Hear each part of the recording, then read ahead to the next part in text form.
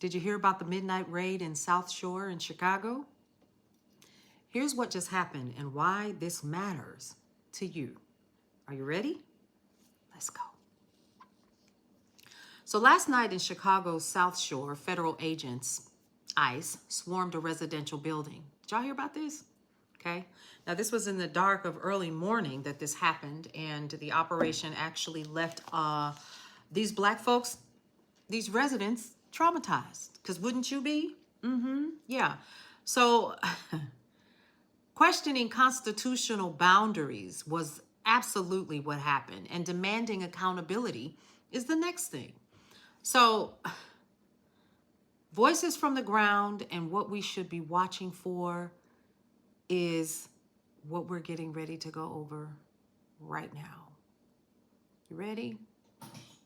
If you're not, go ahead and scroll on now, because a lot of y'all like to argue and stuff and say that we're lying and we're making this up.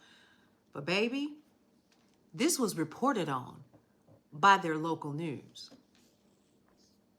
So the raid took place around 75th and South Shore Drive, according to DHS. There were 37 arrests that were made, with the CBP, the FBI, and the ATF that was involved. Now, their media confirms that U.S. citizens were among those that were detained, though temporarily.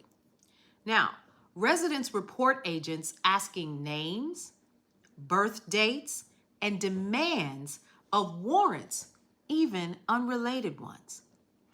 There is actual video of people in zip ties being led to a nearby school lot at 1 o'clock in the morning. Now, witnesses have actually described tear gas, flashbangs, property destruction, and van transports segregating black people from immigrants. Now, here's what some of the folks that were there actually said. They just treated us like we were nothing. It was scary because I had never had a gun in my face. They asked, "Do you have any warrants?" I told them, no, I didn't. They're like piling us all up. It wasn't no room to move anywhere. They was terrified. The kids was crying. They had them zip tied together. One of them literally laughed and said, "Fuck them kids." They had big 15-inch chainsaws cutting the fence down. They had the black people in one van and the immigrants in another. I was placed in a plastic zip tie handcuffs and detained for nearly 2 hours. Once I went into the hallway, they put us in the plastic wristband thingies. They just took our information. Someone else said, "I don't like how they did it because us Americans, we didn't have anything to do with them." Now, these aren't isolated testimonies, folks. These are a painted pattern of mass detentions, indiscriminate treatment, and fear in a black neighborhood with Americans.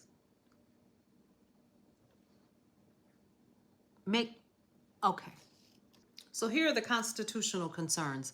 The raid raises urgent Fourth Amendment questions: search, seizure, warrants, detaining U.S. citizens under suspicion of immigration violations or unrelated warrants erodes legal protections. Number one, racial and community impact. So South Shore is predominantly a black neighborhood.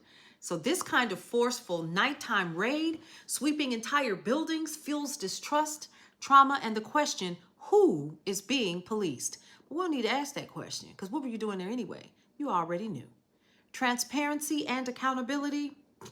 DHS, ICE, they've made statements but have not released full arrest records or evidence backing gang affiliation claims. Communities deserve clarity. But in this case, no one cares until it's your neighborhood.